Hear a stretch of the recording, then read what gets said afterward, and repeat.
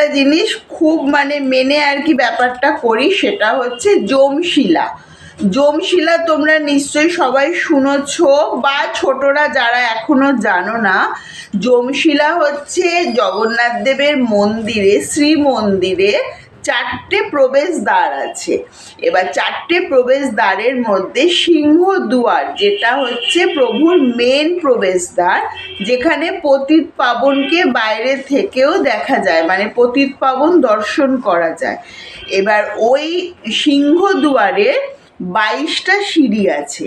22টা সিঁড়ির মধ্যে 3 নম্বর সিঁড়ি, তৃতীয় ধাপটা হচ্ছে যমশিলা। এবার কেন এটা যমশিলা, তার পেছনে একটু ছোট্ট পৌরাণিক ইতিহাস আছে।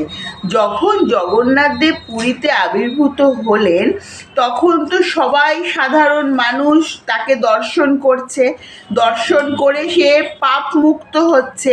আর পাপ মুক্ত হলে কি হচ্ছে, সে আর যমালয়ে যাচ্ছে না, যমালয় ফাঁকা হয়ে যাচ্ছে।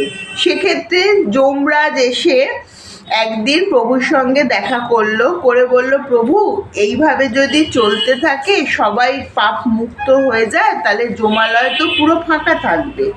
তখন জগন্নাথ দেব তো সবাইয়ের জন্য, তিনি যমরাজকে বললেন, ঠিক আছে, কিছু তো উপায় করব।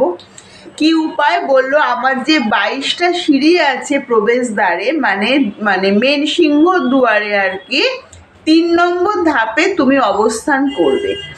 আমার মন্দিরে প্রবেশ করার সময় তোমার ওপর দিয়ে যারা আমাকে এসে দর্শন করবে, তারা সবাই পাপ মুক্ত হবে, কিন্তু দর্শন করে যখন বেরোবে, আবার তোমার ওপর দিয়েই যাবে, তখন তাদের কিন্তু আর পাপ মুক্ত ব্যাপারটা থাকলো না, তারা আবার পাপ বহন করেই ফিরলো, তারাই আবার তোমার কাছে যাবে।